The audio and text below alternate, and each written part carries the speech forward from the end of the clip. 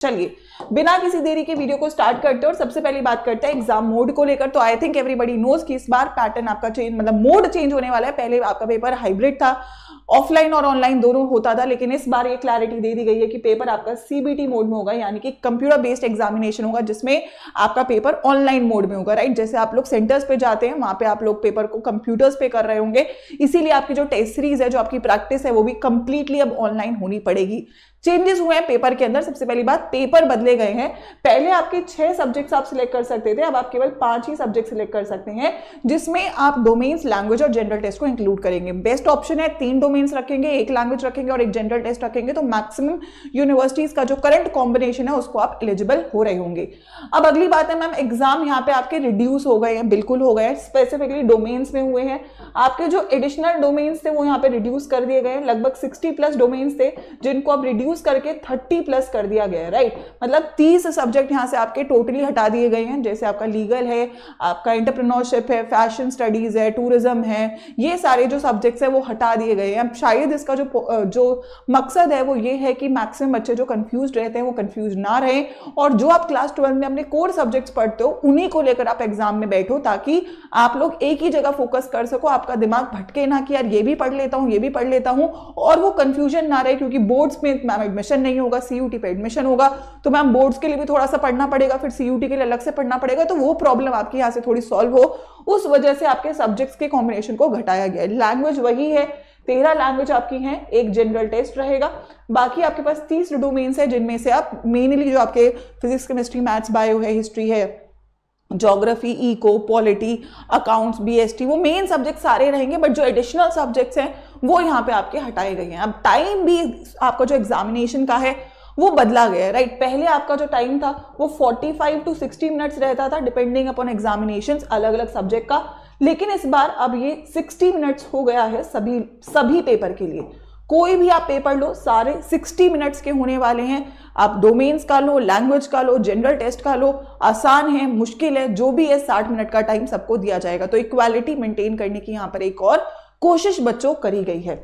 Subject selection बदल दिया गया है, बिल्कुल बदल दिया गया है। अब बच्चे कोई भी सब्जेक्ट सिलेक्ट कर सकते हैं, ये एक बहुत बड़ा चेंज है।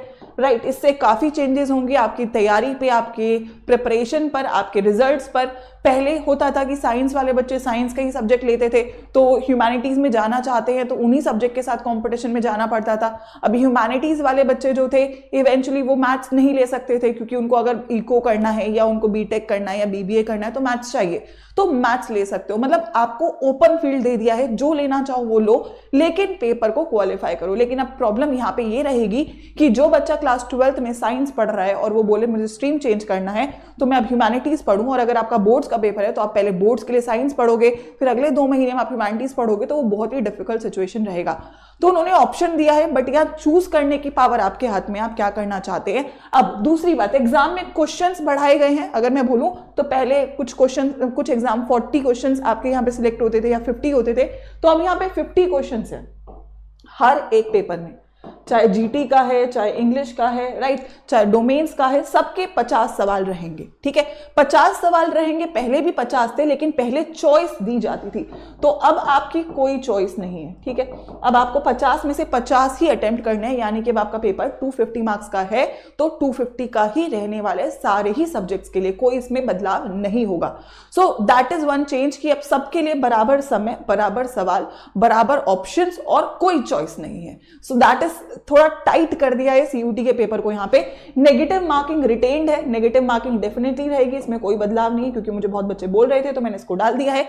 सो नेगेटिव मार्किंग रहेगी। पेपर आपका 250 मार्क्स का होगा, चाहे लैंग्वेज का है, चाहे जीटी का है, चाहे आपका डोमेन्स का है, तो यानी कि अब सब्जेक्ट में जो मेरिट बनेगी वो यहाँ पर बदल जाएगी। सब्जेक्ट कॉम्बिनेशन जो मैं पर्सनली सजेस्ट करूंगी, साइंस वाले बच्चों को पीसीएम बी के साथ लैंग्वेज और जीटी रखें। ऐसी अगर मैं बात करूं ह्यूमैनिटीज की, तो वो कोई भी 3 सब्जेक्ट लैंग्वेज और जीटी रखे, और अगर मैं बात करूं कॉमर्स की, तो वो कोई भी 2 सब्जेक्ट मैथ्स, अकाउंटेंसी, लैंग्वेज और जीटी रखें। That will be the perfect combination. अब अगर यूनिवर्सिटीज आपको ऑप्शन दे देती हैं कि भाई तुम कोई भी सब्जेक्ट ले लो, एनी 3 सब्जेक्ट से आप एडमिशन ले लो, तो वो एक अलग केस है, but that is not sure अभी। और जब बाद में होगा तो ऑब्वियसली इसके अकॉर्डिंग भी हम चीजों को बदलेंगे, लेकिन अभी के पॉइंट ऑफ व्यू से आपको करंट जो आपके सब्जेक्ट्स है उनको बेस्ट प्रिपेयर करना है। और अगर आप सब्जेक्ट स्विच कर रहे हो इस पॉइंट ऑफ टाइम पे, तो उसके लिए प्रॉपर रिसोर्सेज के साथ ही उस डिसीजन को फॉलो करना है।